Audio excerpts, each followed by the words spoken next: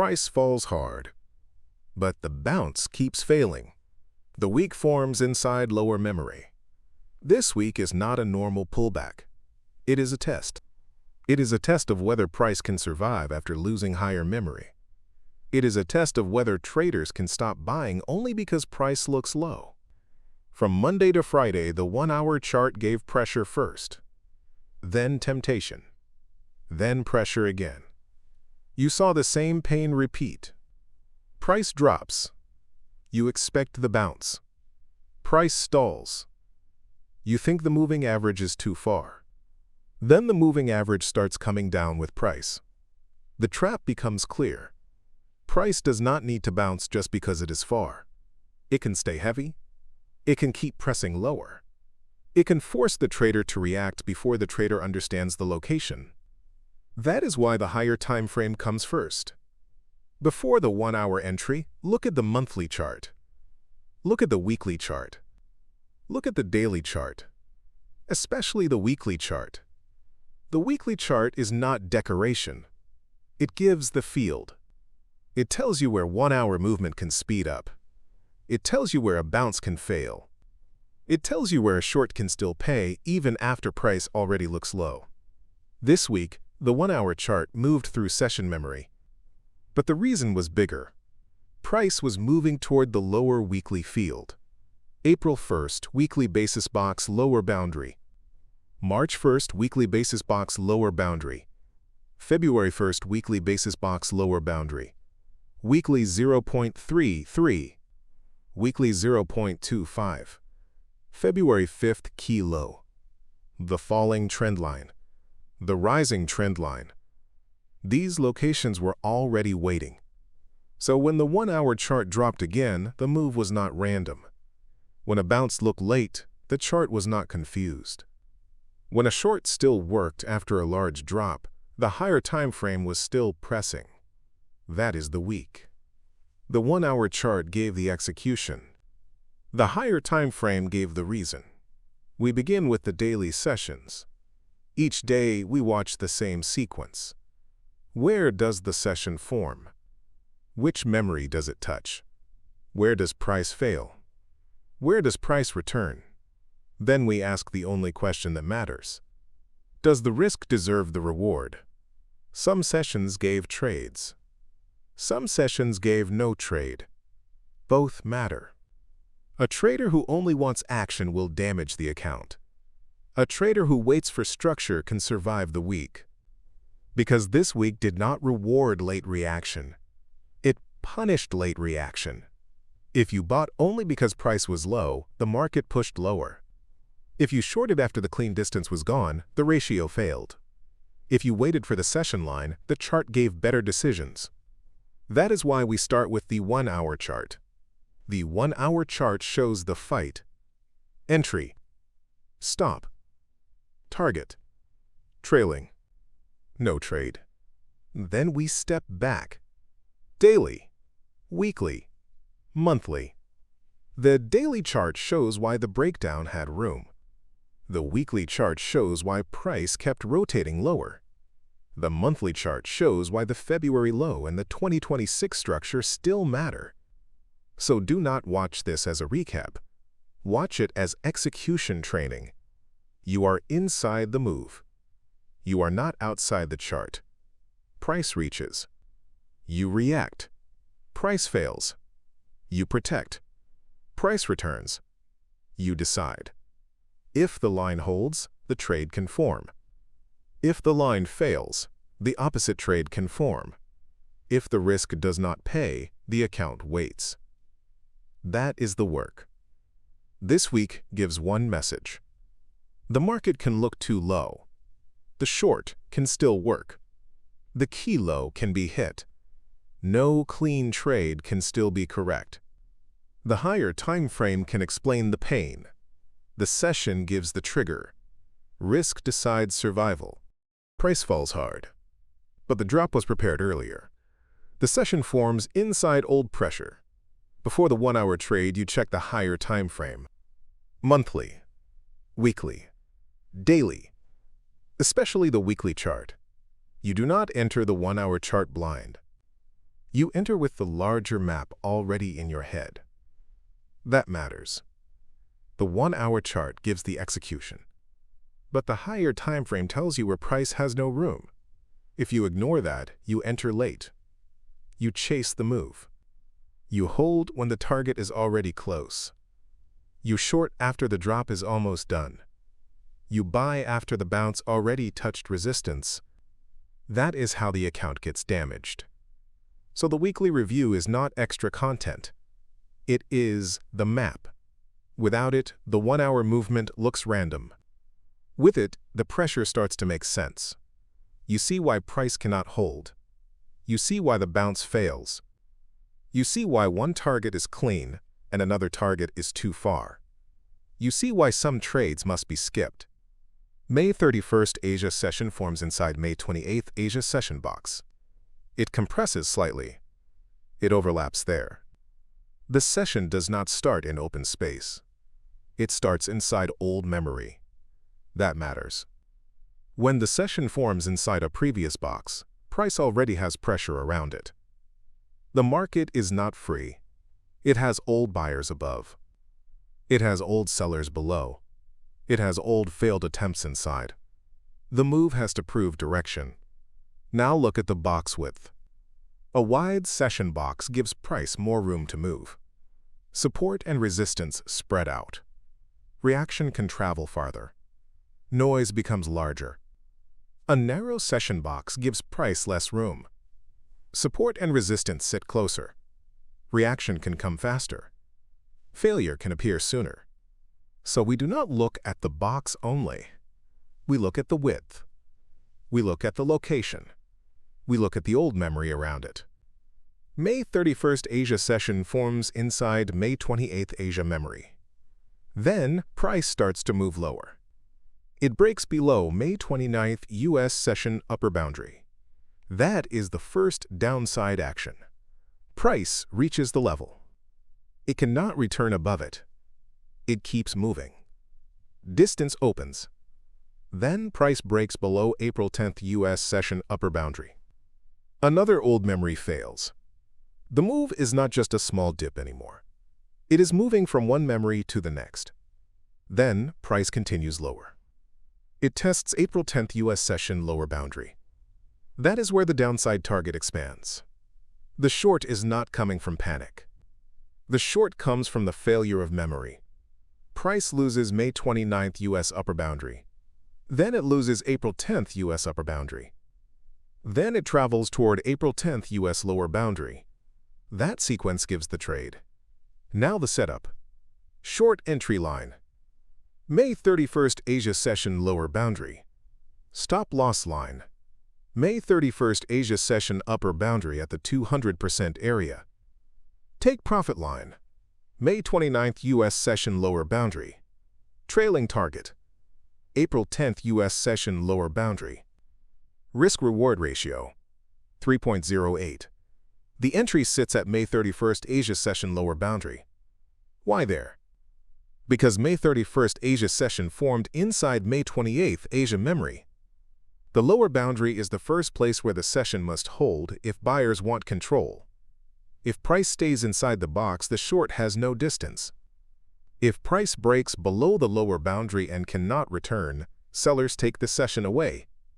That is where the short starts. Not after price already reaches April 10th.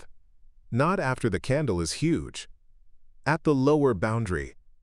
When the session loses its base.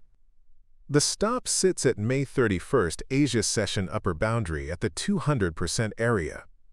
That stop looks deep. But the session formed inside overlapping memory. Reaction can travel. A shallow stop can get touched before the drop begins. A shallow stop can make the ratio look better. But it can remove the position. Then price can still fall. And you are already gone. That is the pain. So the stop goes above the area where the short idea really breaks. If price returns above the May 31st Asia structure and reaches the 200% upper extension, the downside failure has been taken back. The short has lost control. That is where the trade should be invalid. Not at a random candle. not at a comfortable line.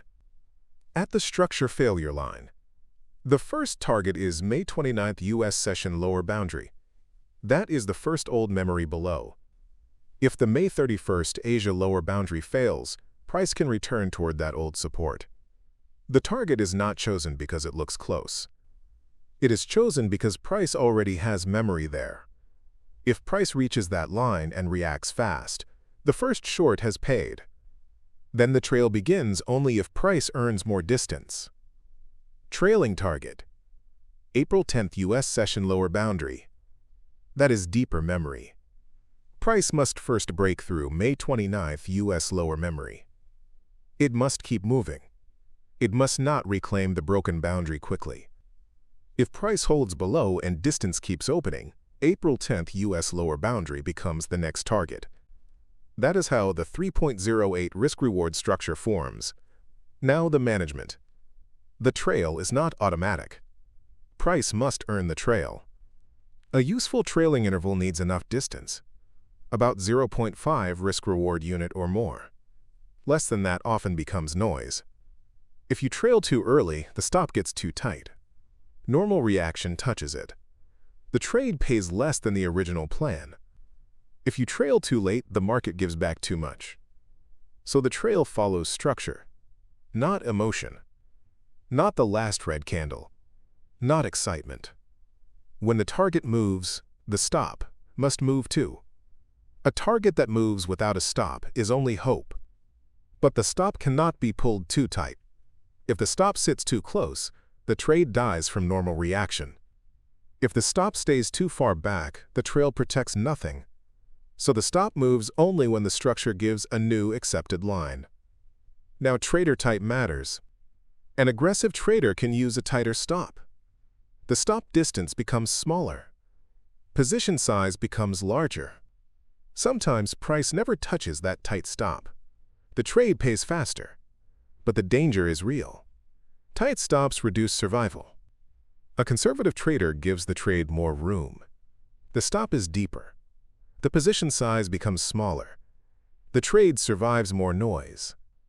The chance of losing the position before the target is lower. But a deeper stop must still be worth it.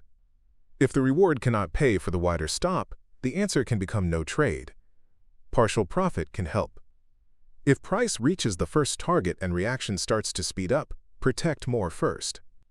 A conservative trader can take 60% first and leave 40% for continuation. If price keeps holding below broken memory, an aggressive trader can leave more open. An aggressive trader can take 40% first and leave 60% for continuation. For two trailing stages, the same logic continues. A conservative trader can take 50% first, then 30%, then 20%. A balanced trader can take 25% first, then 50%, then 25%. An aggressive trader can take 20% first, then 30%, then 50%. But percentages do not create the edge. They only manage a trade that already has structure. May 31st Asia gives the clean lesson. The session forms inside May 28th Asia memory. It compresses slightly. Price loses May 29th U.S. upper boundary. Then it loses April 10th U.S. upper boundary. Then it tests April 10th U.S. lower boundary. The short begins at May 31st Asia lower boundary. The stop sits at May 31st Asia 200% upper extension. The first target sits at May 29th U.S. lower boundary. The trailing target sits at April 10th U.S. lower boundary. Risk-reward ratio 3.08. The higher timeframe map prepared the pressure. The session line gave the entry. The old memory gave the target. That is execution. Price keeps dropping, but the next short is not clean. The session forms between old midpoints. June 1st U.S. session forms between April 10th U.S. session midpoint and April 13th U.S. session midpoint. It overlaps there. It does not form in open space. It forms inside old memory again. That matters. After a large downside move, traders want another short. They see weakness. They feel urgency. They want continuation. But continuation is not enough. The next trade still needs a clean entry, a clean stop, a clean target. If those lines do not fit, the trade must be skipped. June 1st U.S. session starts between two older midpoints. April 10th U.S. midpoint above. April 13th U.S. midpoint below. The session is caught. It has memory on both sides. Price moves lower first.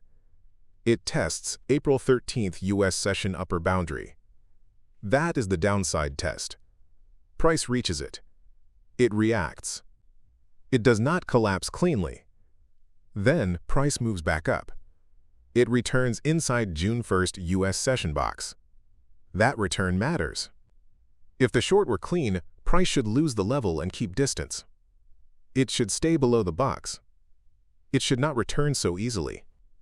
But here, price comes back. The session keeps price inside. Downside pressure exists. But execution is not clean. Now the short idea appears. Short entry line. June 1st U.S. session midpoint. Stop loss line. June 1st U.S. session upper boundary. Take profit line. April 3rd U.S. session upper boundary. Risk-reward ratio, 2.04. At first, the number looks acceptable. A ratio above 2 can look tradable. But the number is not enough. The structure must support it. The entry sits at June 1st U.S. midpoint. Why there? Because the session is rotating inside the box. If price loses the midpoint and cannot reclaim it, sellers can press toward the lower memory. The midpoint becomes the decision line. Above it, the short is weak. Below it, the short can begin. But the problem is the stop. The stop sits at June 1st U.S. session upper boundary. That stop is shallow. It is used because the trader wants the ratio to work. But if the stop is placed only to make the ratio look good, the trade is already weak. A shallow stop can be touched by normal rotation. The session is still inside old memory. Price already returned into the box. Reaction can come back. If price touches the stop before the real move, the position disappears. Then price may still drop later. The idea may not be wrong. But the execution is weak. That is the difference. Now look at the target. April 3rd U.S. session upper boundary. That is the first target for this short idea. But the next deeper target is April 6th U.S. session upper boundary. That next target is too deep. The space between targets creates another problem. If April 3rd U.S. upper boundary is too close, the trade may not pay enough after spread, reaction, and management. If April 6th U.S. upper boundary is used, the target becomes too ambitious for the current structure. The market has already dropped. The session has already returned inside the box. Continuation is not clean. So the target path is uncomfortable. One target is too close. The next target is too deep. That is where the trade breaks. Risk-reward ratio says 2.04. But the stop is too shallow. The next target is too far. The session cannot give clean direction. The better decision is no trade. That is not weakness. That is account protection. No trade is also execution. A trader who only enters every valid-looking setup will eventually trade the weak ones. A trader who can skip a 2.04 ratio when the stop is bad protects capital. That is the difference. Now compare May 31st Asia and June 1st US. May 31st Asia gave a clean short. Price formed inside old memory. It broke lower. It kept distance. It traveled from one old boundary to the next. The stop had enough structural room. The target connected to real memory.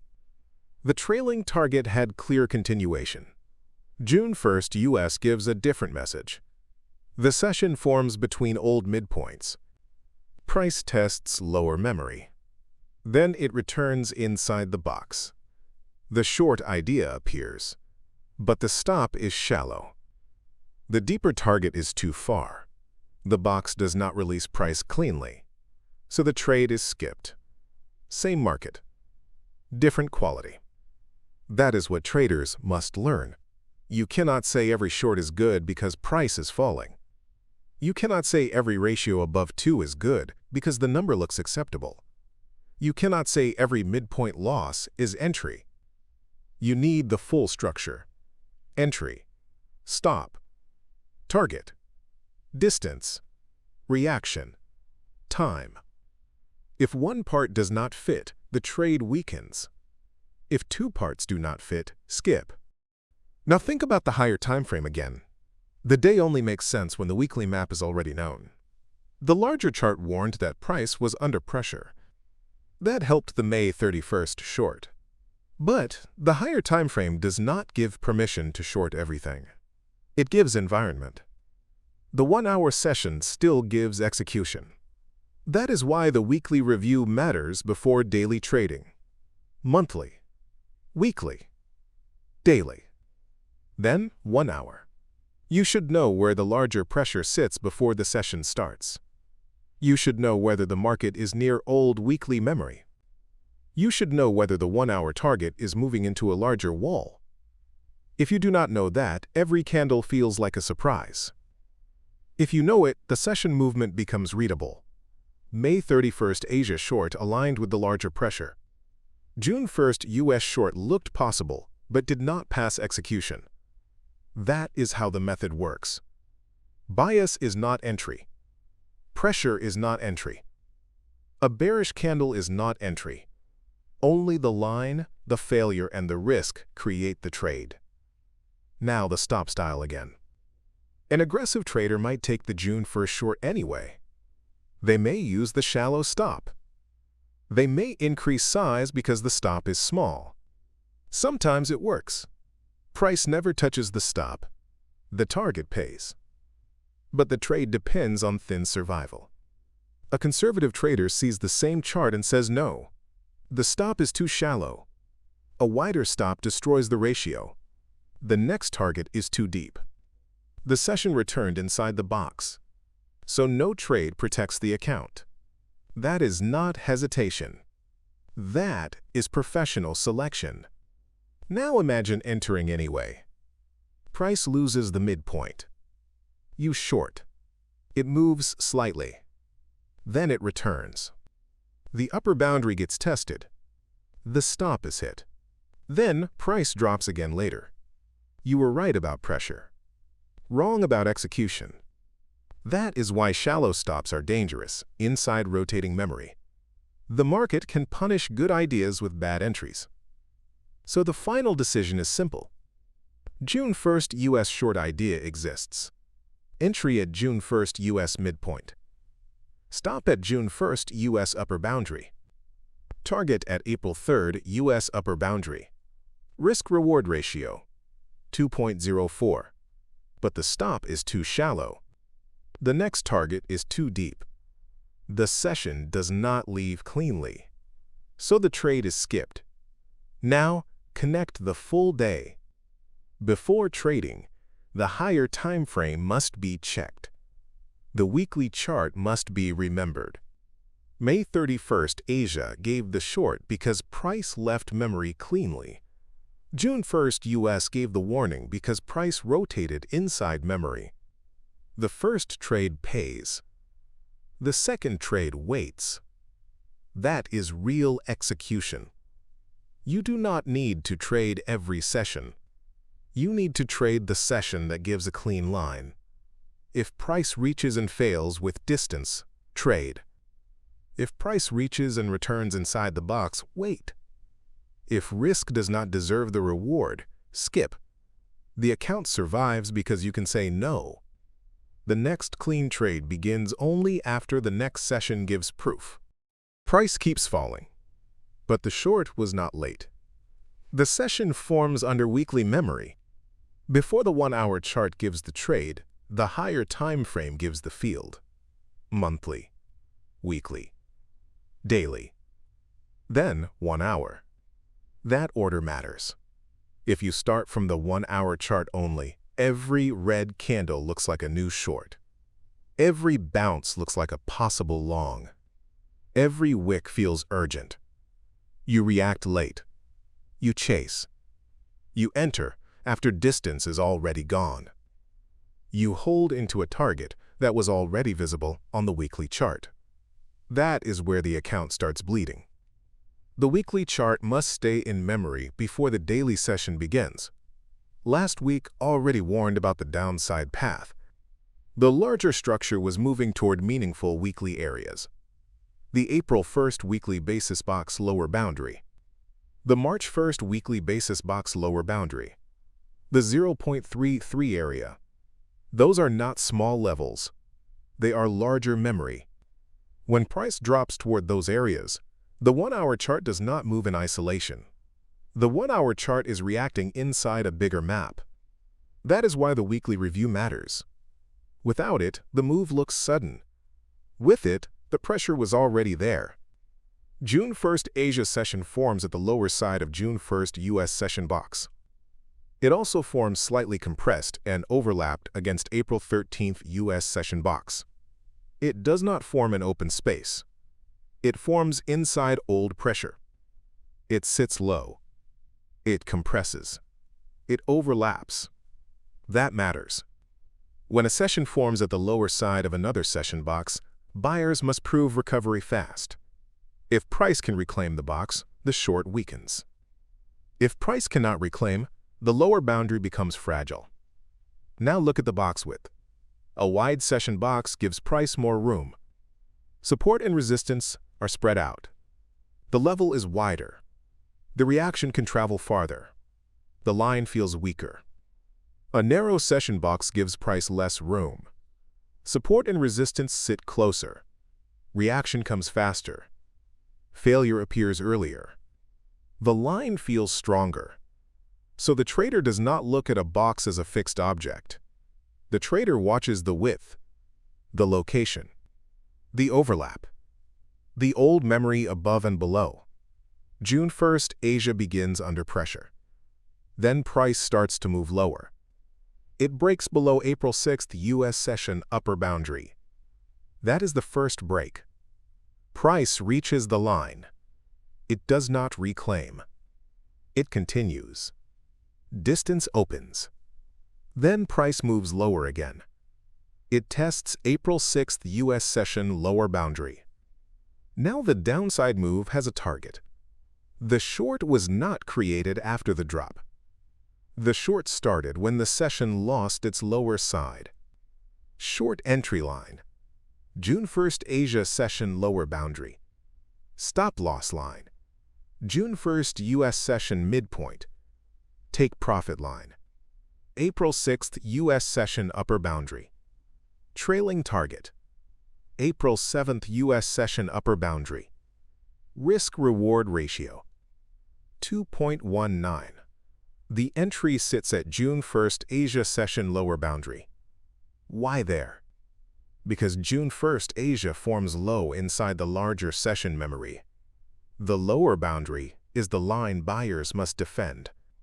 If price stays above it, the session can rotate. If price loses it and cannot reclaim, sellers take control. The short begins there.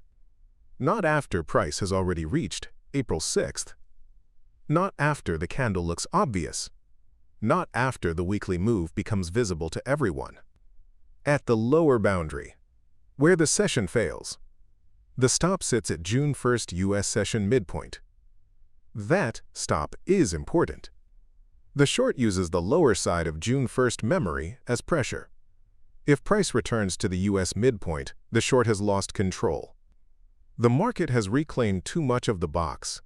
The downside idea is damaged, so the midpoint becomes the damage line. If price reaches that midpoint, the short is no longer clean. You leave. No hope, no argument, no holding because the weekly chart is bearish. The higher time frame gives pressure. The 1-hour stop still controls survival. The first target sits at April 6th US session upper boundary. That target is not random. It is the first old memory below the breakdown. If price loses June 1st Asia lower boundary and keeps distance, it can travel toward April 6th U.S. memory. That is the first place to take the move seriously. Price reaches the old boundary. It reacts. It either holds or fails. Now the trade has paid enough to think about trailing. Trailing target. April 7th U.S. session upper boundary. The trail does not come from greed.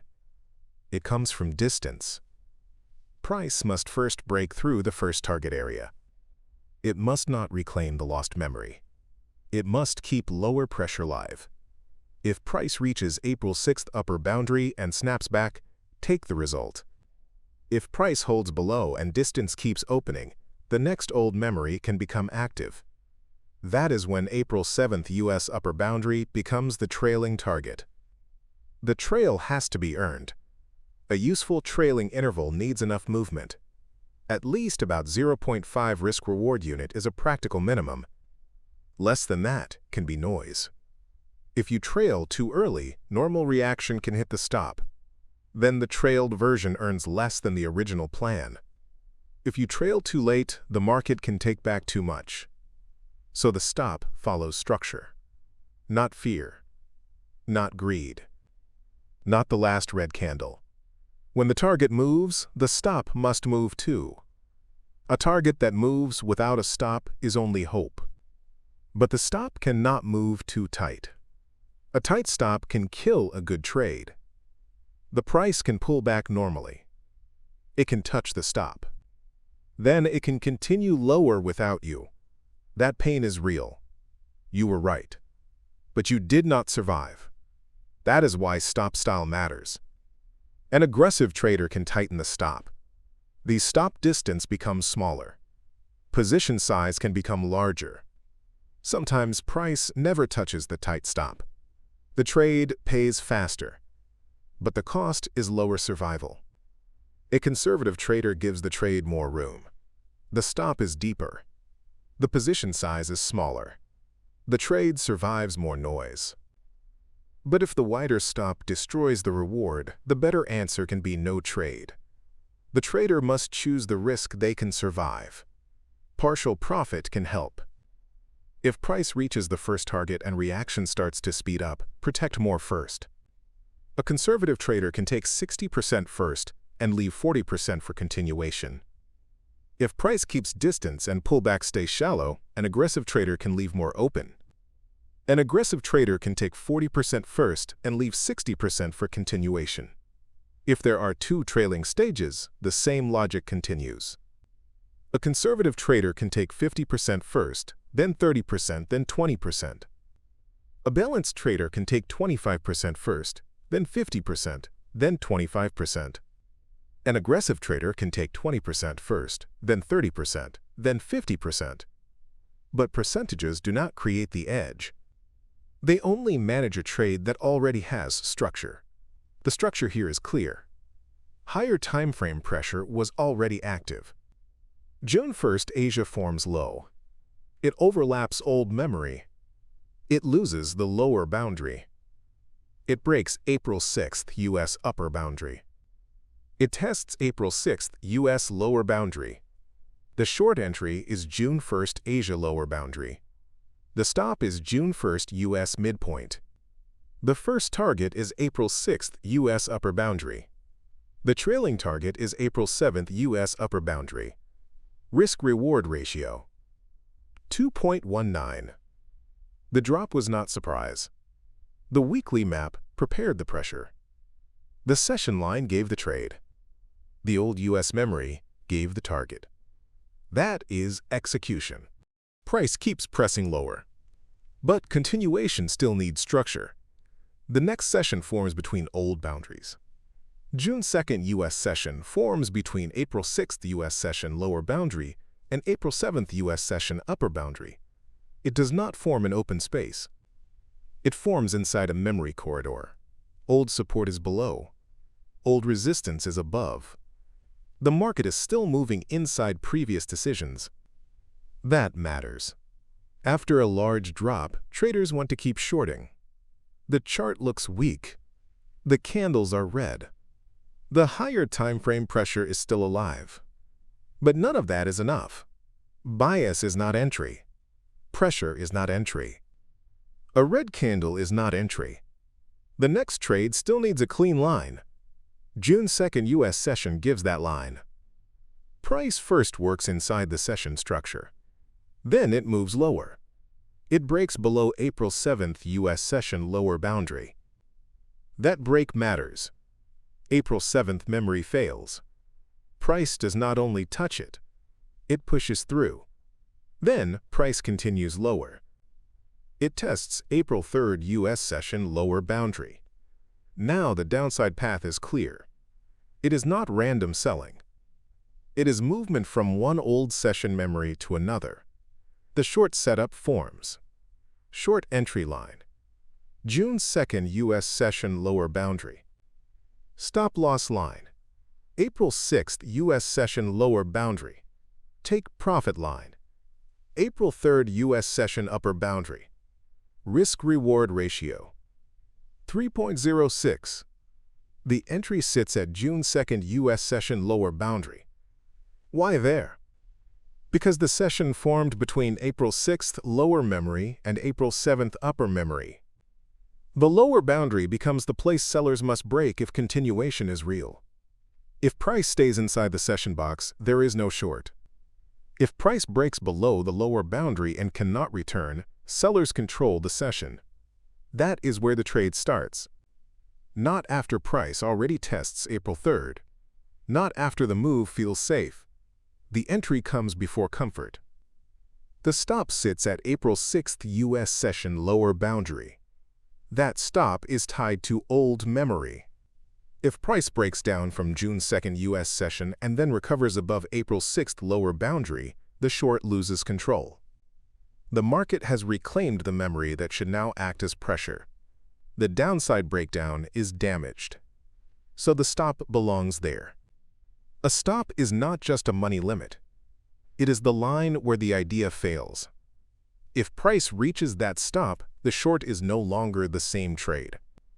You exit. No debate. No waiting for another candle. No saying the weekly chart is still bearish. The 1-hour stop decides survival. The target sits at April 3rd U.S. session upper boundary. That target connects to the next old memory below.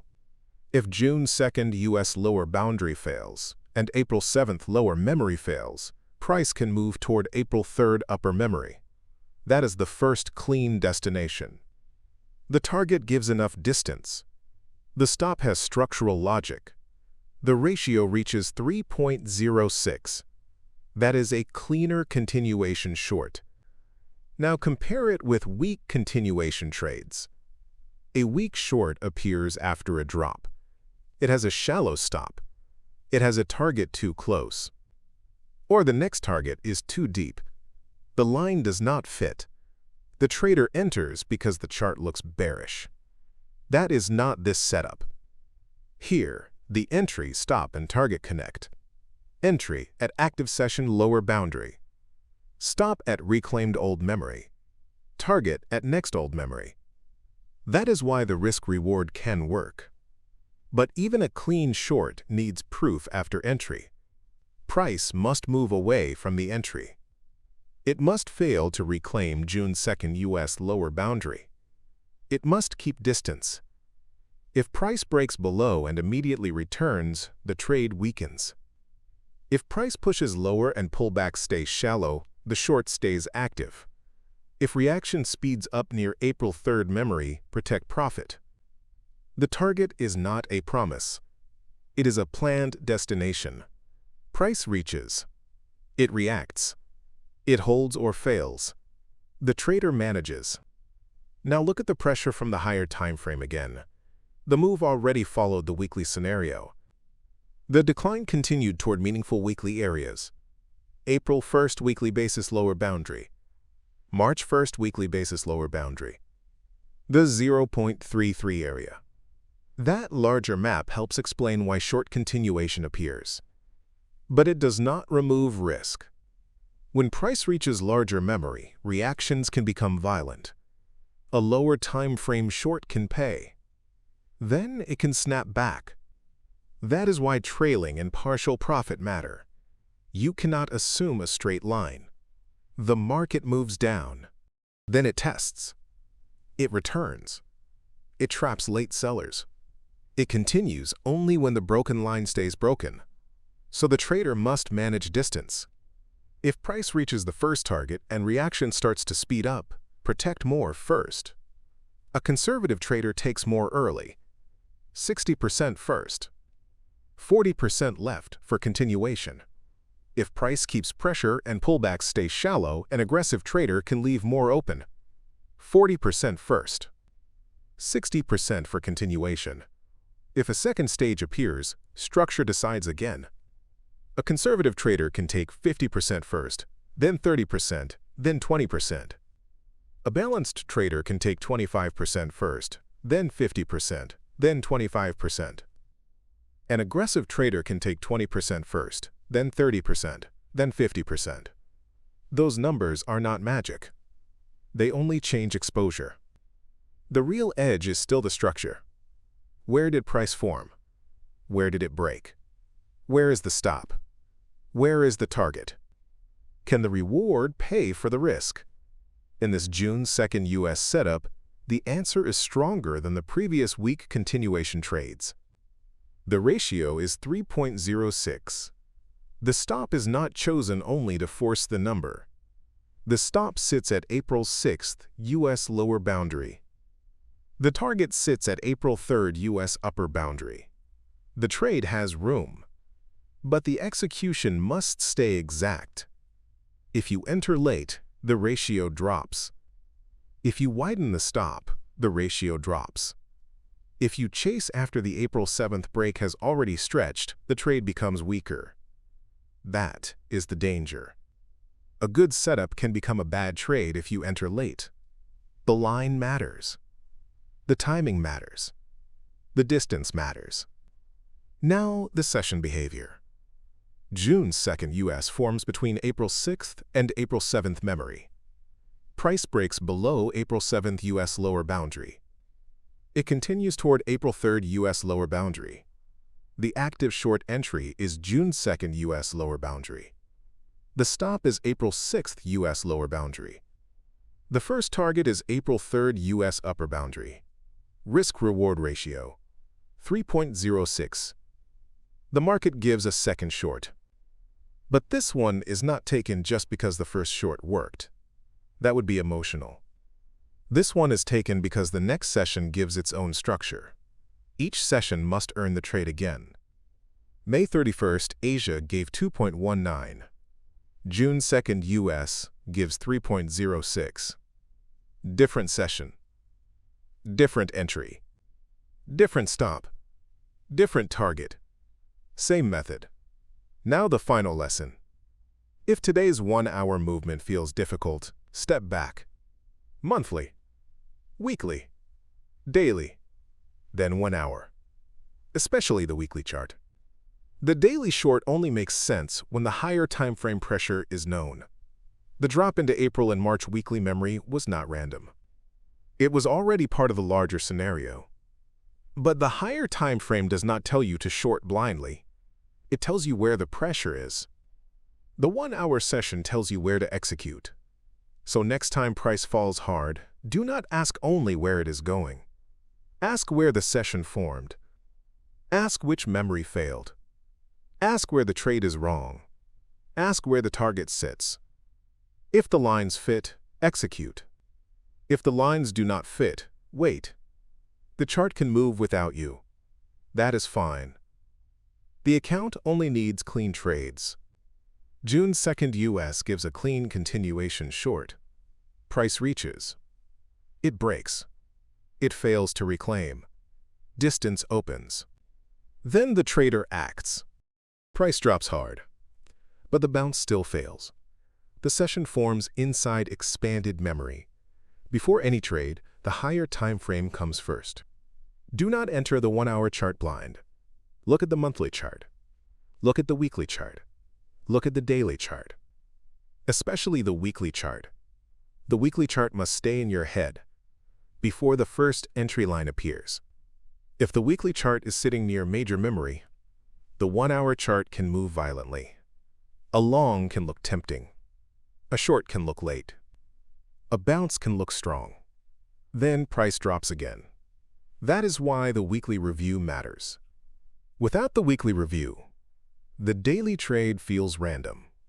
With the weekly review, the movement has a location. Last week's scenario warned us. Price was moving toward meaningful lower areas. April 1st, weekly basis box lower boundary. March 1st, weekly basis box lower boundary.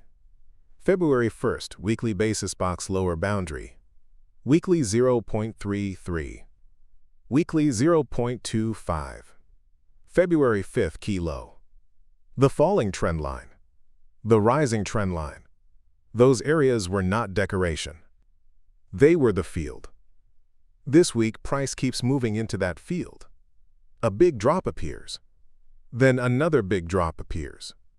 You expect the bounce. The market gives another drop. That is the pain. The trader wants reversal. The structure keeps pressing lower. Now move into the session. June 2nd Asia session forms inside the April 3rd US session box. But the scale is not normal. June 2nd Asia session expands about 400%, compared with the April 3rd US session box. April 3rd US session box is very narrow. So the contrast matters. One box is tight. The next working session is wide. A narrow box gives tight pressure. A wide box gives wide reaction. A narrow box can hold price tightly. A wide box can let price swing deeper. That changes execution. When the session box is wide, the entry can look obvious, but the stop becomes difficult. When the stop becomes difficult, the ratio can break. That is what happens here. June 2nd Asia session forms with a large range. Price does not give easy structure. It moves lower first. It reaches April 2nd US session lower boundary. It tests that level. Then price moves up. It reaches June 2nd Asia session upper boundary. The chart moves. The range is alive. But movement is not enough. A trader needs 3 lines. Stop line, entry line, target line. In that order. Not entry first. Not excitement first. Stop first. If the stop does not make sense, the trade does not make sense. If the target does not pay, the trade does not deserve entry. So we check the long first. Possible long stop lines. Weekly 0.33 area. June 2nd Asia session negative 200% area. February 24th US session upper boundary. Those lines can protect the long, but they are deep. They create distance. They ask the account to carry risk. Possible long entry lines. April 2nd US session lower boundary. June 2nd Asia session lower boundary. Those lines make sense because price tested lower memory. If price holds there, a bounce can form. Possible long target. June 2nd Asia session upper boundary. That is the top side of the active box. But now the problem appears. When we combine stop, entry, and target, the risk-reward does not reach 1.5 cleanly. That is not good enough. A long can look possible. A bounce can happen. But the trade still fails the execution filter. If the reward cannot pay for the risk, we do not force it. The market can bounce without us. The account does not need every move. Now check the short. Possible short stop lines. June 2nd Asia session upper boundary. April 7th US session lower boundary. Those can protect the short. Possible short entry lines. June 2nd Asia session upper boundary. June 2nd Asia session midpoint. Those lines can work if price fails at the upper side. Possible short targets. June 2nd Asia session lower boundary. April 2nd US session lower boundary. The short also has structure. Price reached the upper boundary. it could fail. It could return. But again, when stop entry and target are combined, the risk-reward does not reach 1.5 cleanly. So the answer remains the same. No trade. Not because the chart is empty. The chart is not empty. It moves. It tests. It reacts. It touches both sides. But the risk does not deserve the reward. That is the difference between movement and execution. Most traders see the range. They want action. They see the long after the drop. They see the short near the top. They feel both. But the structure says wait. A wide session box makes price look tradable. But it stretches the stop. It reduces the clean ratio. It makes the account pay more for the same target. That is not a clean trade. Now think about trader type. An aggressive trader may tighten the stop. The stop becomes smaller. Position size becomes larger. Sometimes that works. The tight stop does not get touched. The trade pays. But that is not free. A tight stop can be touched by normal reaction. Price can still move the right way. But the position is already gone. That pain is real. You read direction correctly. You still lose. A conservative trader does not rush that. The conservative trader gives the structure room. The stop is not too tight. The position size becomes smaller. The trade survives more noise. But if the wider stop destroys the ratio, the conservative answer is not wide stop. The conservative answer is no trade. That is what June 2nd Asia gives. The market moves. The setup looks possible, but the clean ratio does not appear. No trade protects the account. No trade protects the method. No trade keeps you ready for the next session. That is important. Because the next session gives the real decision. Do not spend risk where the structure does not pay. Save it for the line where price finally fails cleanly. June 2nd Asia does not give that line. It gives pressure. It gives range. It gives temptation. But it does not give a clean trade. So the correct execution is restraint. Price reaches. It reacts. It holds or fails. But if the risk-reward fails, the trade stays closed. Price drops again. But now the line finally breaks. The session forms inside compressed memory. The higher timeframe warning stays active. Last week's scenario is still working. Meaningful lower areas are still pulling price. April 1st weekly lower boundary. March 1st weekly lower boundary. February 1st weekly lower boundary. Weekly 0.33. Weekly 0.25. February 5th key low. Falling trend line. Rising trend line. Those areas must remain visible. Do not forget them. A big drop does not automatically create a long.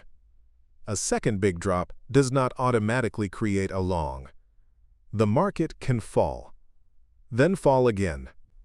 That is why the 1-hour trade must connect to the weekly field. Now look at June 3rd U.S. session. June 3rd U.S. session forms at the midpoint of June 2nd Asia session box. It compresses by about 50%. It overlaps. That changes the condition. June 2nd Asia was wide. June 3rd U.S. becomes smaller. The market moves from expansion into compression. Expansion gave no clean ratio. Compression now creates a cleaner decision. A compressed box can react faster. It can define the line more clearly, but it still needs proof. June 3rd U.S. session forms near the middle of the June 2nd Asia structure. Price starts inside that memory. Then, price moves lower. It breaks below April 2nd U.S. session lower boundary. That is the first real shift. The old lower memory fails. Price does not just test it. It breaks below it. Then price continues down. It reaches weekly 0.33 area. Now the higher time frame connects. This is not just a 1-hour target. This is the weekly field. This is one of the meaningful zones from the weekly analysis. Now the trade becomes clear. Short entry line. June 3rd U.S. session lower boundary. Stop loss line. June 2nd Asia session upper boundary. Take profit line. Weekly 0.33 area. Trailing target. February 24th U.S. session lower boundary. Risk-reward ratio 3.88. This setup is different from June 2nd Asia. The ratio is clean. The line is cleaner. The target connects to higher time frame memory. The entries sits at June 3rd U.S. session lower boundary. Why there? Because June 3rd U.S. session forms compressed inside June 2nd Asia memory. The lower boundary becomes the decision line. If price stays above it, sellers do not control the session. If price breaks below it and cannot reclaim it, the short becomes active. The short does not start because the candle is red. It starts because price loses the compressed session lower boundary. That is the execution line. Price reaches the lower boundary. It breaks. It does not reclaim cleanly. Distance opens. Now the short has structure. The stop sits at June 2nd Asia session upper boundary. That stop is far, but it protects the real structure. If price returns all the way to June 2nd Asia upper boundary, the short pressure has failed. The market has reclaimed the larger Asia box. The downside trade is no longer clean, so the stop belongs there. A closer stop may improve ratio, but it may not protect the full structure. If the stop is too tight, reaction can remove the position before the move completes. If the stop is wide, size must be smaller. That is the trade-off. Wider stop, smaller size, better survival. Tighter stop, larger size, lower survival. The trader must know which risk is being taken. Here the clean structural stop is June 2nd Asia session upper boundary. The target sits at weekly 0.33. Why there? Because price is dropping into the weekly field. The 1-hour chart does not move alone. The weekly chart is pulling the map. When price breaks below April 2nd U.S. lower boundary, the next meaningful objective becomes weekly 0.33. That is where price can react. That is where profit must be respected. Do not assume it will fall forever. The weekly target is real pressure. Price moves toward it. The trade pays. Now trailing becomes possible. Trailing target. February 24th U.S. session lower boundary. Risk-reward ratio 3.88. The trail is not added because we want more. The trail is added because price earns distance. After the first target, if price stays weak and cannot reclaim broken memory, the short can continue. If price hits weekly 0.33 and snaps back fast, protect the trade. If price holds below and distance keeps growing, the trailing target can stay active. February 24th U.S. lower boundary becomes the next downside memory, but the stop must follow. A target that moves without a stop is only hope. When profit expands, risk must shrink, but the stop cannot be too tight. If the stop is placed directly behind the last red candle, normal reaction can touch it. Then the trail hurts the trade. If the stop stays too far behind, the trade gives back too much. So the stop must follow structure. Not fear, not greed, not the speed of the drop. A practical trailing interval needs space. About 0.5 risk-reward unit or more can be used. Less than that often becomes noise. Trail too early, and you suffocate the position. Trail too late, and you give back the move. Now partial profit. If price reaches weekly 0.33 and reaction appears, a conservative trader protects more first. 60% first. 40% left for the trail. If price breaks through weekly 0.33 and pullbacks stay shallow, an aggressive trader can leave more open. 40% first. 60% for continuation. If the trade reaches multiple stages, the same logic continues. A conservative trader can take 50% first, then 30%, then 20%. A balanced trader can take 25% first, then 50%, then 25%.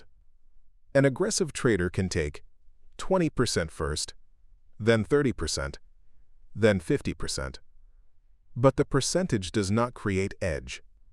The edge came earlier. The edge came from the lower boundary failure. The edge came from the target connection. The edge came from the weekly map. Now compare the two sessions. June 2nd, Asia gives a wide box. The range is large. Both long and short ideas appear, but the ratio does not reach 1.5 cleanly. So, no trade. June 3rd, US gives a compressed box. The lower boundary fails.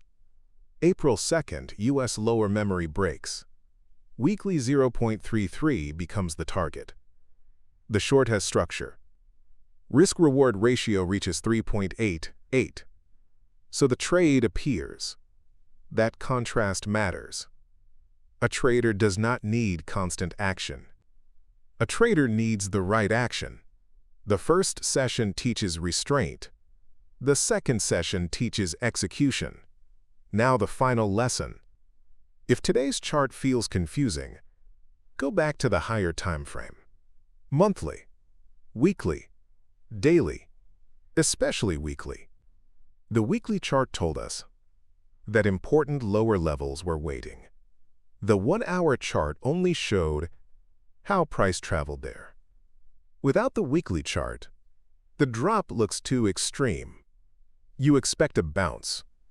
You fight the short. You enter early long. You get trapped. With the weekly chart, the drop has a path. You still do not chase, but you understand the pressure. You wait for the session line. Then you execute. June 3rd, US gives that line. The session lower boundary fails. Price cannot reclaim. Distance opens. The target connects to weekly 0.33. The trail reaches toward February 24th US lower boundary. That is the trade. Price reaches, it reacts, it holds or fails. And when the line fails with enough reward, the short finally deserves execution. Price drops hard, but the bounce is not free. The session forms between weekly pressure and old US memory. Before any trade, the higher time frame comes first. Monthly chart first. Weekly chart second. Daily chart third. Then the 1-hour chart. Do not reverse that order. The 1-hour candle can move fast. But the weekly chart decides where that fast move becomes dangerous. This week has already followed the larger scenario. Price keeps falling into meaningful lower areas.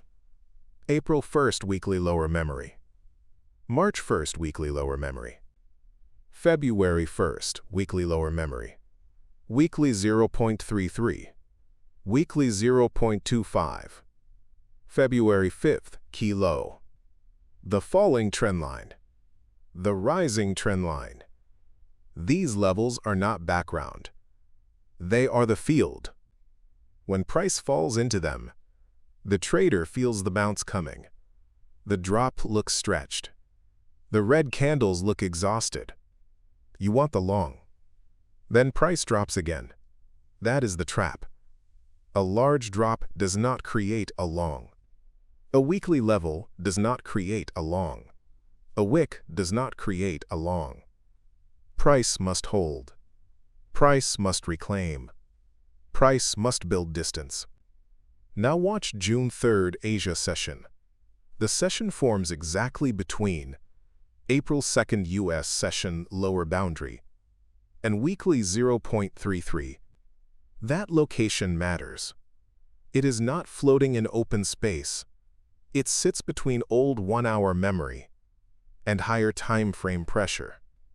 The session basis box is the battlefield. It sits above the weekly 0.33 area.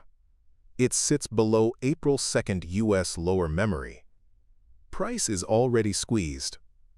Then price moves lower. It breaks below February 24th US session lower boundary. It does not just touch it. It leaves it. The move reaches lower. Then price bounces. It tests June 3rd Asia session lower boundary. That test matters. Broken session memory comes back into play. If price can reclaim the lower boundary and hold above it, the short weakens. If price reaches the lower boundary and cannot stay above it, the short remains alive. Price reaches. It reacts. It cannot take control. The bounce stalls. Distance becomes shorter. Reaction comes back faster. Then price drops again. It breaks below February 24th US session lower boundary again. Now the first trade has structure. We do not start with entry. We start with a stop. A trade without a stop line is only emotion. Short stop line. June 3rd Asia session upper boundary. Short entry line. June 3rd Asia session lower boundary. Short target line. February 24th US session lower boundary. Risk-reward ratio 1.72. The entry sits at June 3rd Asia session lower boundary. Why there? Because the session formed between April 2nd US lower memory and weekly 0.33. The lower boundary becomes the line where sellers must keep control. If price breaks below it and cannot reclaim it, the session accepts lower movement. That is the short entry. Not the first red candle. Not the fear. Not the speed. The short begins only after the lower boundary fails. The stop sits at June 3rd Asia session upper boundary. Why there? Because if price returns through the entire session box and reaches the upper boundary, the short has lost control. The failed lower boundary no longer matters. The session has returned to the top side. The downside idea is damaged, so the stop belongs there. Not closer because we want bigger size. Not deeper because we are afraid. At the line where the idea breaks. The target sits at February 24th US session lower boundary. Why there? Because price already broke that old memory. Then it returned. Then it broke again. That line becomes the first clean downside completion. If sellers control the session lower boundary, the first target is the next old memory below. The short pays there. But that is not the end of the story. After the target, price moves into deeper extension. Now the second trade appears. This is not a revenge long. This is not buying because price fell a lot. This is a reaction long only if the deep extension holds. Long entry line. February 24th US session lower boundary negative 200% area. Long stop line. February 24th US session lower boundary negative 300% area. Long target line. February 24th US session box upper boundary. Trailing target. June 3rd Asia session lower boundary. Risk-reward ratio, 2.64. The long entry sits at the negative 200% area. Why there? Because price has already stretched below February 24th U.S. lower memory. It is no longer a normal pullback. It is an extension move. At that depth, the question changes. Can sellers keep pressing? Or does price start reacting from extreme lower memory? The entry does not come from guessing the bottom. It comes from price reaching the extension area and failing to continue lower. The stop sits at the negative 300% area. Why there? Because if price breaks deeper through that area, the reaction trade is wrong. The extension has not finished. Sellers are still in control. So the stop must sit below the reaction zone. The target sits at February 24th U.S. session upper boundary. Why there? Because the reaction long is trading a return back into the February 24th U.S. memory box. If price reclaims the lower extension, the upper boundary becomes the clean recovery target. The trailing target then reaches June 3rd Asia session lower boundary. Why there? Because that was the broken session memory. A recovery into that line shows the reaction has gained more distance, but the trail only works after price earns movement. Do not trail because you want more. Trail because price has already paid. When the target moves, the stop must move too. A target that moves without a stop is just hope. But the stop cannot be too tight. If normal reaction touches it, the trail kills the trade. If the stop stays too far away, the trail protects nothing. A useful trailing interval needs space, about 0.5 risk-reward unit or more. Less than that becomes noise. More than that gives the trade room. Now manage size. An aggressive trader may use tighter stops, smaller stop distance, larger position size. Sometimes that works. Price never touches the stop. The trade pays, but the cost is real. Normal reaction can hit the stop. The idea can stay correct. The position can disappear. A conservative trader gives the structure more room. The stop is not too tight. The position size becomes smaller. The trade survives more noise.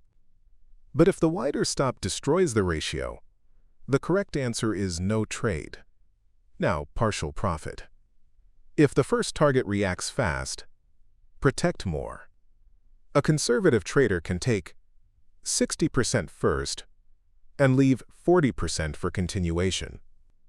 If price keeps distance and pullbacks stay shallow, an aggressive trader can leave more open. 40% first, 60% for continuation.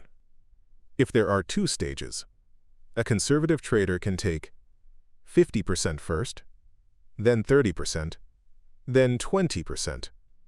A balanced trader can take 25% first, then 50%, then 25%.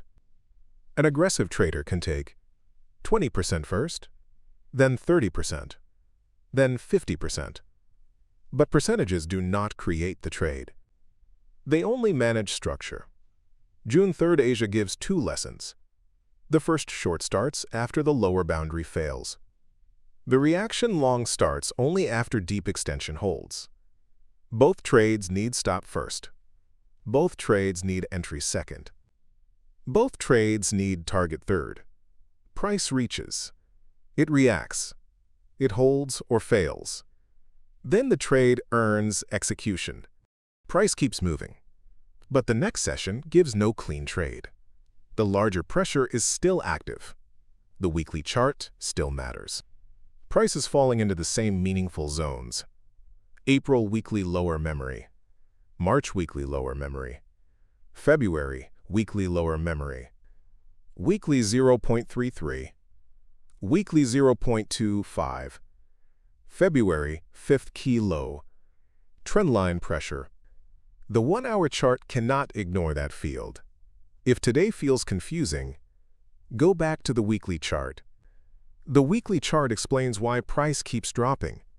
It also explains why every bounce feels dangerous. Now watch June 4th U.S. session. June 4th U.S. session forms inside February 24th U.S. session box, but it does not match it quietly. It expands about 150%. It overlaps. That matters.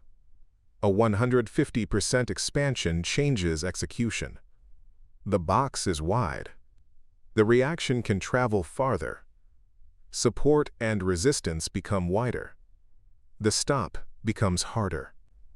The target becomes harder. A wide box can give movement, but it can also destroy the risk-reward. June 4th U.S. session then continues inside its own basis box. It does not leave cleanly. It moves inside. It rotates. It tests. It returns. That is the key. The market is moving, but the trade is not clean yet. Now apply the same rule. Stop first. Entry second. Target third. Check the long. Possible long stop lines. June 4th U.S. session lower boundary. June 4th U.S. session negative 200% area. February 5th key low. These are possible stops, but they are deep. They ask too much from the account. They make the position smaller. They can reduce the reward. Possible long entry lines. June 4th U.S. session lower boundary. June 4th U.S. session midpoint. These lines can make sense if price holds the lower side and starts to reclaim the box. Possible long target lines. June 4th U.S. session upper boundary.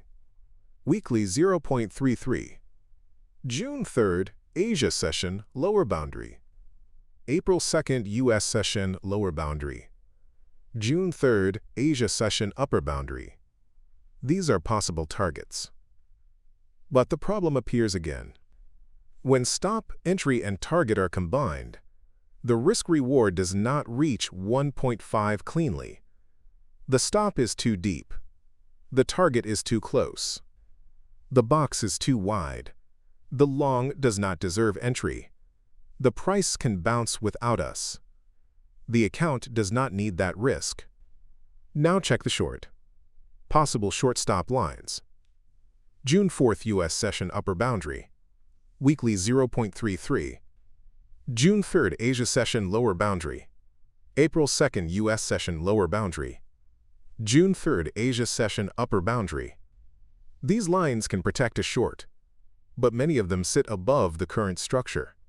They make the stop wide. Possible short entry lines. June 4th U.S. session upper boundary.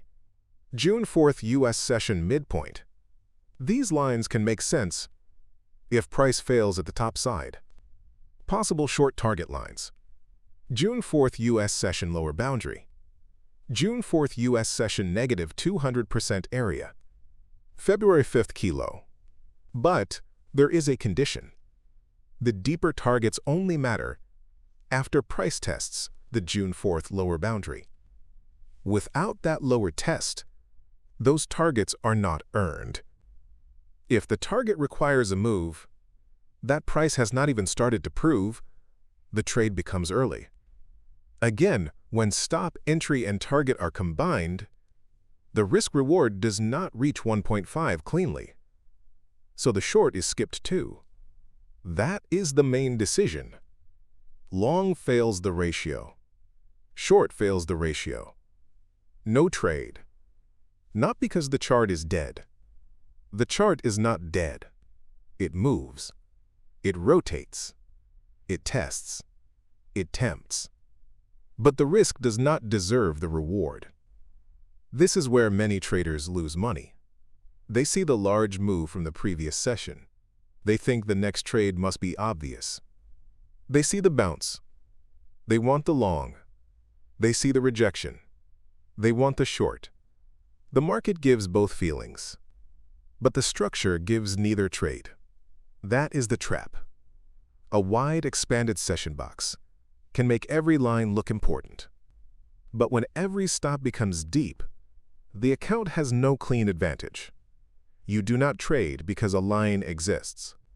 You trade because the line gives risk and reward. If the ratio is weak, the trade is weak. If the stop is too deep, the trade is weak. If the target is not earned, the trade is weak. Now think about aggressive execution. An aggressive trader may tighten the stop. That improves the visible ratio. It allows larger size. Sometimes the tight stop survives. The trade pays. But in this kind of wide overlapping box, reaction can be violent. A tight stop can be touched by normal rotation. Then price can move toward the target without you. That is not clean execution. That is guessing with a small stop. A conservative trader has a different answer. Use the structural stop, reduce size, or skip. Here, the better answer is skip, because even the structural combinations do not pay enough. That is the point. Conservative trading is not always wider stop and smaller size. Sometimes conservative trading is no trade. The account stays ready. The method stays clean. The next session can give a better line. Now trailing does not apply. Why? Because there is no entry. No entry means no trailing. Do not create trailing rules for a trade that should not exist. But the lesson still matters. When a future trade appears, the trail needs about 0.5 risk-reward unit, or more of additional distance. The target can move only after price earns it. The stop must move with it. The stop cannot be too tight. The target cannot become hope. Partial profit only manages a valid trade. It does not fix a bad one. If there is no clean entry, there is no partial profit plan. There is only waiting. Now connect June 4th US to June 3rd Asia. June 3rd Asia gave action. Short first. Reaction long second. Both had clear structure. June 4th US gives rotation. Long idea appears. Short idea appears. Both fail the risk-reward filter. So the method changes. Earlier, execute. Now wait. That is real trading. The trader does not need to act every day. The trader needs to act when the structure pays. June 4th US forms inside February 24th US memory. It expands 150%. It moves inside the box. It does not give clean ratio. So the official action is no trade. If you cannot understand the movement, go back to the higher time frame, monthly, weekly, daily, especially weekly. The weekly chart showed these lower zones before the 1-hour chart arrived. The 1-hour chart shows the fight. The weekly chart shows the field. Without the weekly chart, every bounce looks like a bottom. Every drop looks too late. Every wick looks like a signal. With the weekly chart, you wait. You know the market is still inside a larger downside path. You still do not chase. You still need stop, entry, and target. June 4th US does not give them cleanly. So the account waits. Price reaches. It reacts. It rotates. But if risk-reward fails, there is no trade. Price drops again. But the bounce cannot take control. The session forms inside compressed, lower memory. Before any 1-hour trade, the higher time frame comes first. Do not enter the session blind. Look at the monthly chart. Look at the weekly chart. Look at the daily chart. The weekly chart must stay in your head before the first entry line appears. Without that, today looks strange. Price already dropped hard. Then it drops again. You expect the bounce. You expect mean reversion. You think price has moved too far from the moving average. But the moving average does not stay still. It starts moving down with price. The distance can stay painful. The market can keep falling. That is the trap. A trader sees distance. A trader wants the long. But the structure keeps pressing lower. Last week's weekly scenario already gave the field. April 1st weekly basis box lower boundary. March 1st weekly basis box lower boundary. February 1st weekly basis box lower boundary. Weekly 0.33. Weekly 0.25. February 5th key low. The falling trend line. The rising trend line. Those are not background lines. They are the pressure field. This week keeps moving into that field. The 1-hour chart only shows how price travels there. The higher time frame shows why the travel does not stop, just because it already looks deep. Now look at June 4th Asia session. June 4th Asia session forms inside June 4th US session box. It forms at about 50% compression. It overlaps. It is not wide. It is not free. It sits inside a lower decision area. That matters. When a session basis box compresses inside another session box, price has less room to hide. The next movement can come faster. The reaction can come sooner. The failure can happen earlier. A wide box gives wide reaction. A narrow box gives tight pressure. A compressed box can make the decision line sharper, but it still needs proof. June 4th Asia session forms inside that compressed structure. Then price moves lower. It tests June 4th US session lower boundary. The move is not random. The session is already under higher timeframe pressure. The 1-hour box forms compressed. Then the lower boundary gets tested. The short becomes the main structure. But we do not short just because price is falling. We do not short because the candle is red. We use the same order every time.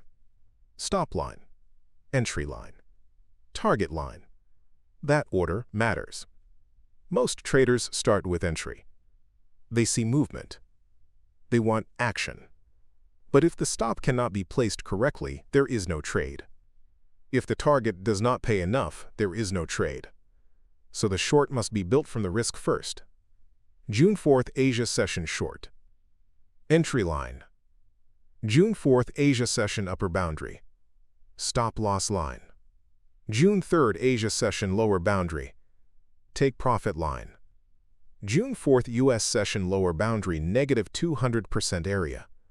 Risk-reward ratio 2.91. The entry sits at June 4th Asia session upper boundary. Why there? Because the session forms compressed inside June 4th US memory. The upper boundary becomes the recovery test. If price can reclaim the upper side and hold above it, the short loses pressure. If price reaches the upper side and cannot hold, the recovery fails. That failed recovery gives the short. The short does not begin at the low. The short begins where the bounce cannot take control. That is where the trader acts. Price reaches the upper side. It cannot stay. Distance does not open upward. Reaction comes back. Continuation fails earlier. Then the short becomes active. The stop sits at June 3rd Asia session lower boundary. At first, that may feel high. It may feel too far. But it protects the real failure point. If price recovers into that area, the short pressure has changed. The market has climbed back above the lower compressed structure. The downside idea is damaged. The stop is not just a money line. It is the line where the trade idea fails. If price reaches it, leave. No hope. No waiting for one more candle. No argument with the box. The target sits at June 4th US session lower boundary negative 200% area. That target fits the downside extension after the compressed Asia structure fails. Price is not simply moving to any lower number. It is moving from compressed memory into the next extension. The target gives the trade room. The risk-reward ratio reaches 2.91. Now the trade deserves attention. Compare this with a weak setup. A weak setup can have a good direction. It can still fail execution. Here, the short has entry, stop, target, and enough reward. That is why the trade can be taken. Now the higher time frame pressure supports the idea. Price is already moving toward meaningful weekly areas. The moving average is falling with price. The bounce is not strong. The session is compressed. The lower boundary is being tested. The short does not fight the larger structure. It moves with it. That does not mean the trade is guaranteed. It means the trade has structure. Now management begins. If price moves lower and reaches the target area, protect. Do not assume endless downside. The market is near larger weekly pressure. Reaction can appear. Pullbacks can deepen. Distance can shrink fast. A trade that pays can still give back profit if the trader refuses to manage. If the move earns distance, the stop must move. A target that moves without a stop is only hope. When profit expands, risk must shrink, but the stop cannot be too tight. If the stop is placed directly behind the last candle, normal reaction can touch it. Then the trail hurts the trade. If the stop stays too far behind, the trade gives back too much. So the stop follows structure, not fear, not greed, not the speed of the drop. A practical trailing interval needs space. About 0.5 risk-reward unit or more can be used. Less than that often becomes noise. Trail too early, and the position cannot breathe. Trail too late, and the move gives too much back. Partial profit can help. If price reaches the first target and reaction appears, a conservative trader protects more first. 60% first. 40% left for continuation. If price breaks lower and pullbacks stay shallow, an aggressive trader can leave more open. 40% first. 60% for continuation. If the trade reaches multiple stages, the same logic continues. A conservative trader can take 50% first, then 30%, then 20%. A balanced trader can take 25% first, then 50%, then 25%. An aggressive trader can take 20% first, then 30%, then 50%. But the percentages do not create edge. The edge comes earlier. The edge comes from the failed recovery. The edge comes from the compressed upper boundary. The edge comes from a target that pays. Now think about aggressive and conservative stop style. An aggressive trader may tighten the stop. The stop becomes smaller. Position size can become larger. Sometimes that works. The tight stop does not get touched. The trade pays fast. But a tight stop can die from normal reaction. Price can move in the correct direction after the stop is hit. The trader was right. The position is gone. That pain must be respected. A conservative trader gives the structure more room. The stop is not too tight. The position size becomes smaller. The trade survives more noise. But if the wider stop kills the reward, the conservative answer becomes no trade. Here, the structure gives enough reward. Risk-reward ratio 2.91. So the short deserves execution. June 4th, Asia gives the first clean message. Higher time frame pressure stays heavy. Mean reversion expectation fails. The moving average follows price down. The compressed Asia box gives a short line. Price reaches. It cannot reclaim. It returns lower. The short opens when recovery fails. Price drops toward key memory. But no clean trade appears. The session forms below broken pressure. The higher time frame warning stays active. Last week's weekly scenario still matters. Meaningful lower areas keep pulling price. April 1st, weekly lower boundary. March 1st, weekly lower boundary. February 1st, weekly lower boundary. Weekly 0.33. Weekly 0.25. February 5th key low. The falling trend line. The rising trend line. These levels must stay visible. A trader cannot ignore them. A large drop does not automatically create a long. A second large drop does not automatically create a long. The market can fall. Then fall again. Then fall again. You expect to bounce. The chart gives another breakdown. You expect the moving average to pull price back. The moving average moves down. You expect distance to close. The distance stays painful. That is why the weekly chart must be reviewed before daily execution. Now look at June 5th U.S. session. June 5th U.S. session forms below June 4th U.S. session lower boundary. It forms with a similar size to the prior box. It does not form above broken memory. It forms underneath it. That matters. When a session forms below the prior session lower boundary, the market is not recovering yet. It is still accepting lower price. But acceptance below does not automatically create a clean entry. The trade still needs 3 lines.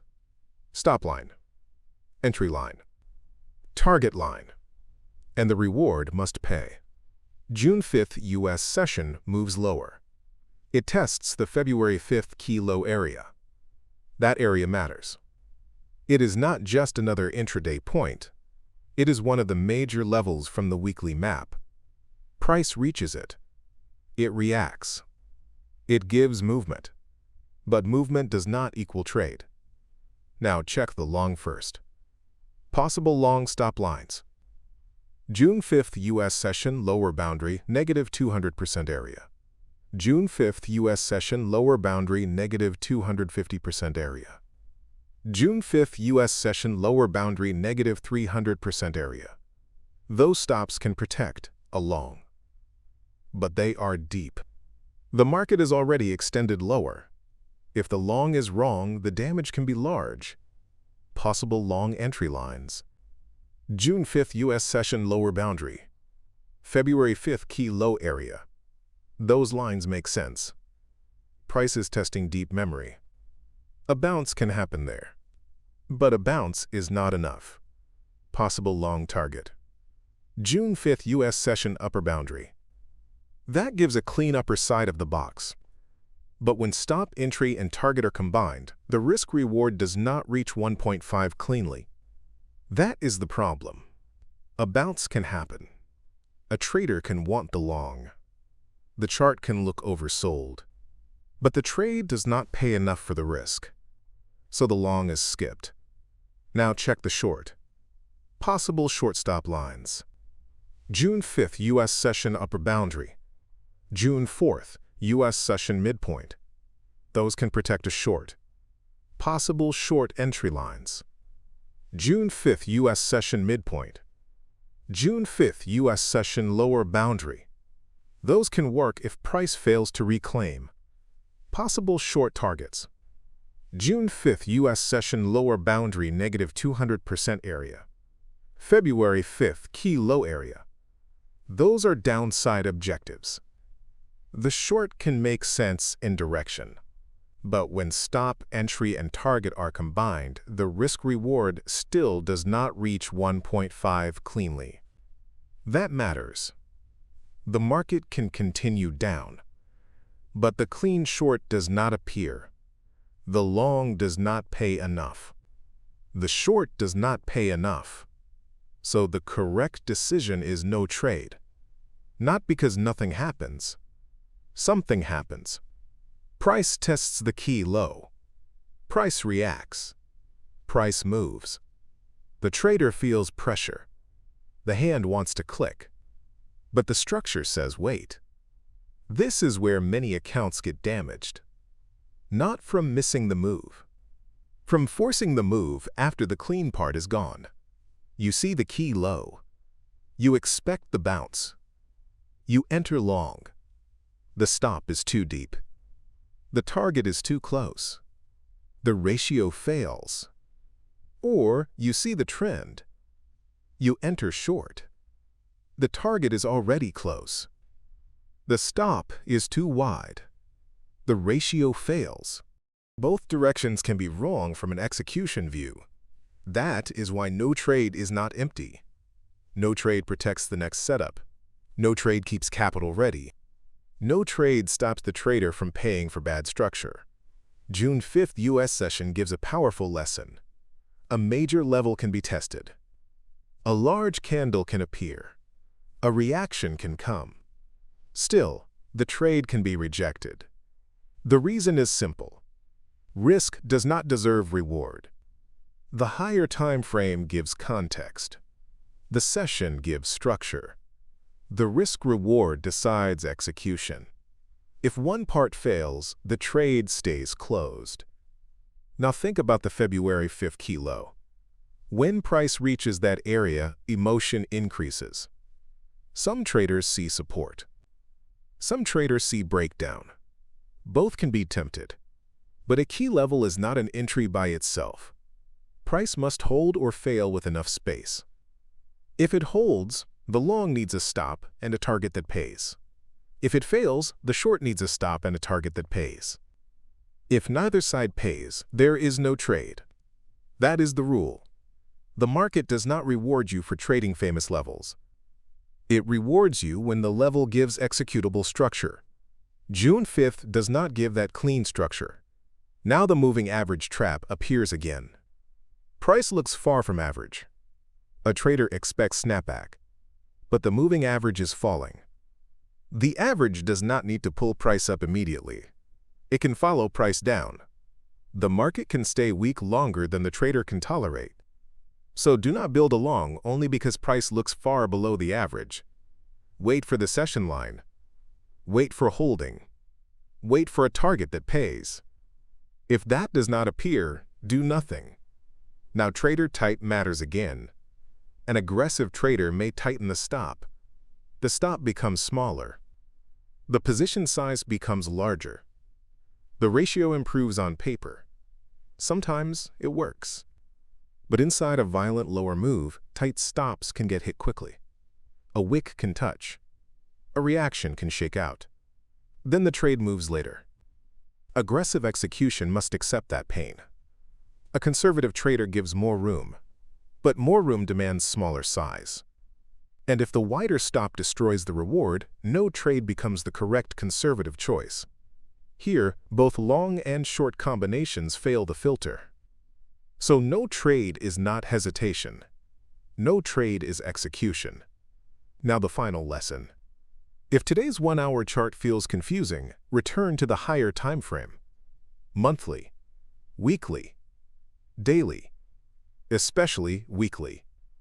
The weekly chart told us that lower meaningful areas were active. The 1-hour chart showed the path. Without the weekly chart, the drop looks extreme and wrong. You expect reversal too early. You fight the down move. You buy because price feels low. With the weekly chart, the drop has a map. You still do not chase. But you understand why price can keep falling. Then you wait for an executable session line. June 4th Asia gave the short line. June 5th US did not. That contrast matters. One session gives execution. The next session gives discipline. The trader needs both. A profitable method is not only about finding trades. It is also about rejecting trades. The long is rejected because the risk-reward fails. The short is rejected because the risk-reward fails. The key low is respected, but it does not force action. The moving average is watched, but it does not force reversal. Price reaches. It reacts. It holds or fails. And if the risk does not pay, the account waits. Price moved fast on the 1-hour chart, but the larger chart already held the map. The week now moves into higher time frame memory. The 1-hour chart shows execution. The daily chart shows location. The weekly chart shows pressure. The monthly chart shows the larger fight. A 1-hour candle can look extreme, but the daily chart can still show more space. A 1-hour bounce can look strong, but the weekly chart can still reject it. A 1-hour short can look late, But the monthly chart can still pull price toward deeper memory. That is why we step back. Not to predict, to locate. This week, the daily chart shows June forming in the empty space between old boxes. That matters. When price forms an empty space, the next boundary becomes important. If price cannot hold above it, the drop can move quickly. The weekly chart shows June entering the February structure again. That matters. May failed near higher memory. June returned lower. The weekly chart did not give clean bullish freedom. It gave rotation. The monthly chart shows June testing the February low. That matters. A monthly candle near the February low is not a small event. It can create strong reaction. It can also trap early reversal traders. So the plan for next week cannot be simple. Not long only. Not short only. Not bounce because price is low. Not short because price is weak. The plan must stay conditional. If price reclaims higher memory and holds, the long can form. If price fails to reclaim and returns lower, the short can continue.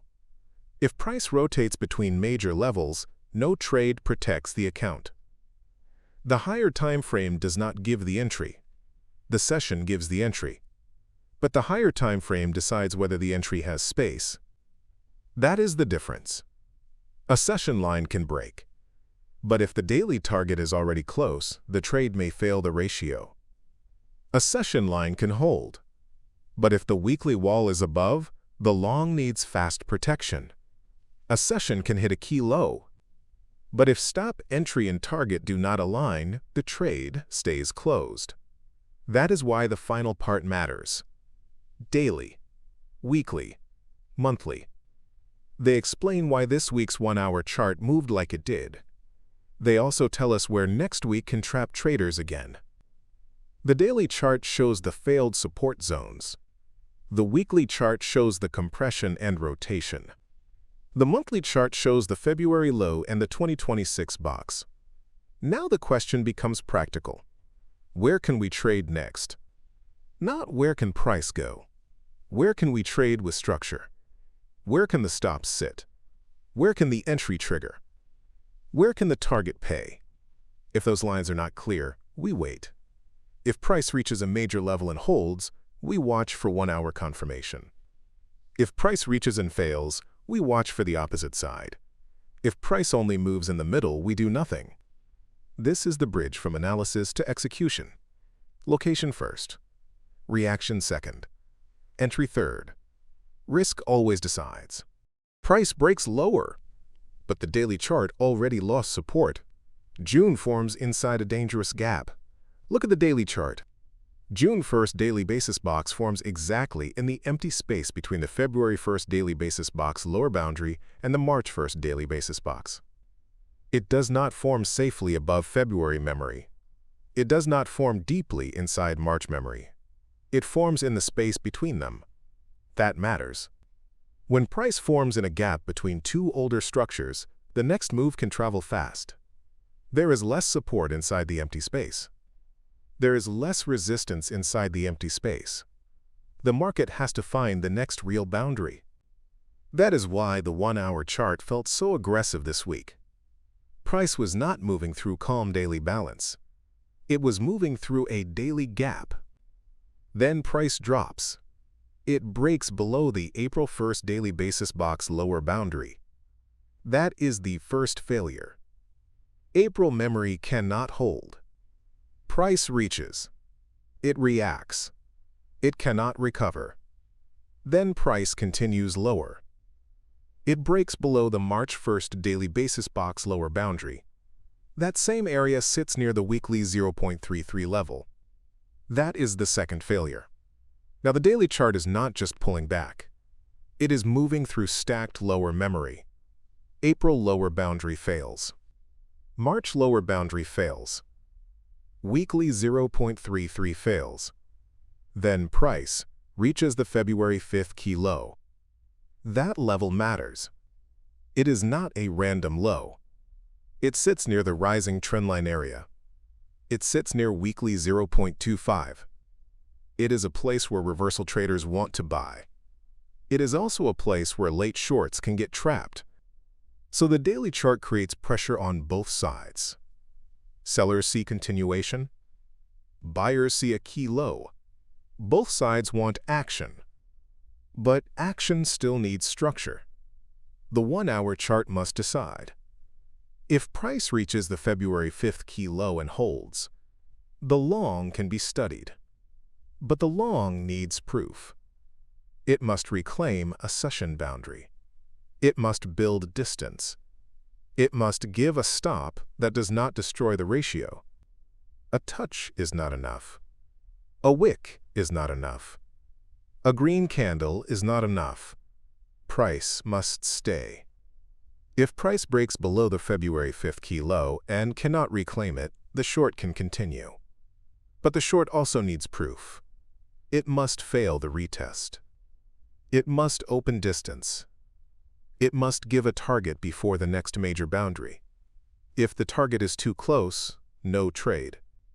If the stop is too wide, no trade. If the entry is late, no trade. That is the daily plan. The daily chart explains this week's 1-hour movement. On the 1-hour chart, bounces kept failing. Why? Because the daily chart had already lost April and March memory. On the 1-hour chart, shorts still worked after the move looked low. Why? Because the daily chart was still moving toward the February 5th key low. On the 1-hour chart, no trade appeared near the key low. Why? Because the daily chart reached a major level, but the session did not always give clean risk-reward. That is the key lesson. A daily level can be important, but important does not mean tradable. The level must produce a clean session structure. Now the next daily strategy. If price holds above the February 5th key low and reclaims the March 1st daily lower boundary, the long can form later. But do not chase the first bounce. Wait for the reclaim. Wait for the retest. Wait for distance. The first target can be the March daily box area. The next target can be the April 1st daily lower boundary, but only if price earns it. If price fails below the February 5th key low, the daily chart opens the lower path. Then the short can target deeper daily memory. But again, not by chasing a red candle. The short needs failed reclaim. It needs a session line. It needs risk-reward. If price stays between the February 5th key low and March daily lower memory, the market can rotate. Then 1-hour trades must be shorter. Targets must be closer. Trailing must protect faster. No trade becomes important. The daily chart gives a direct warning. Price fell into a meaningful zone. But the zone is not a signal. It is a battlefield. The trader must wait for the next session to show whether the level holds or fails. Price reaches. It tests. It holds or fails. Only then does the trade begin. Price falls into the weekly box. But the trap began before the drop. The weekly chart shows why this move mattered. May weekly candles broke below the May 1st weekly basis box lower boundary. Then price tried to test the March and April basis box upper boundary area. It failed. That failure mattered. Price could not reclaim higher weekly memory. It could not build distance above the old structure. Then the move rotated lower. Now June 1st weekly basis box forms wide. It fully contains the April basis box and the February basis box. It overlaps inside the February 1st weekly basis box. That matters. June does not form outside the old structure. June forms inside it. But it forms with expansion. That is different from March, April, and May. March 1st weekly basis box formed compressed inside February. April 1st weekly basis box formed compressed inside March. May 1st weekly basis box formed compressed near the February upper boundary. From March forward, compression kept building. Pressure kept gathering. Then June expands inside February memory. Compression gives pressure. Expansion gives range. When expansion appears inside an old box, the market can move violently from one side to the other. That is why this week's 1-hour chart kept pushing lower. The weekly structure allowed travel. It was not a small intraday move. It was weekly rotation inside the old February box. Now look at the trend lines. From February, price moved between the first falling trend line and the second falling trend line. Then price broke upward. But the breakout did not gain clean freedom. Price moved sideways again. Now price is trapped between the second falling trend line and the third falling trend line. The falling trend lines are spaced with similar proportion. That matters. It shows repeated pressure. The market keeps forming channels of decision. It breaks one, then gets caught in the next. The rising trend lines also span with similar proportion. That matters too. They give lower pressure and possible reaction zones. So next week, the trend lines must stay visible, not as prediction, as location. If price reaches a falling trend line and fails, short pressure can return. If price reaches a rising trend line and holds, reaction can form. If price breaks a trend line and cannot reclaim, continuation can appear. But the trade still needs session execution. Now connect the basis boxes. March compressed inside February. April compressed inside March. May compressed near February upper memory. Then May failed. Price could not hold higher. Last week's scenario focused on the fact that February, March, and April boxes formed under the December basis box. Price could not break above the December basis box lower boundary. The 120 moving average acted above as resistance. Then price rotated lower. Now that rotation reaches the February basis box lower area. That is where June forms. The weekly chart is not bullish freedom. It is lower rotation after failed overhead memory. That explains the daily and 1-hour charts. Daily breaks April lower boundary. Daily breaks March lower boundary. 1-hour shorts keep paying. 1-hour bounces keep failing. The weekly chart shows why. The upper weekly memory rejected price first. Then the lower weekly memory became the destination. Now the next weekly strategy. If price holds near the February 1st weekly basis box lower boundary and reclaims the weekly 0.33 area, a long can form later. But not by guessing the bottom. The long needs a session reclaim. It needs a hold. It needs distance. If price reclaims weekly 0.33 and then holds above it, the next target can move toward March and April weekly upper memory. But if price only touches and fails, the long is not ready. If price breaks below the February 1st weekly lower boundary and fails to reclaim, short pressure can continue toward weekly 0.25 and the February 5th key low area. If weekly 0.25 fails, the structure becomes heavier. If price rotates between 0.33 and 0.25, 1-hour trades must stay defensive. No trade can become the best trade. The weekly chart gives the environment. Expanded June box. Old February memory. Failed May structure. Falling trend line pressure. Rising trend line reaction. The trader must not guess inside that.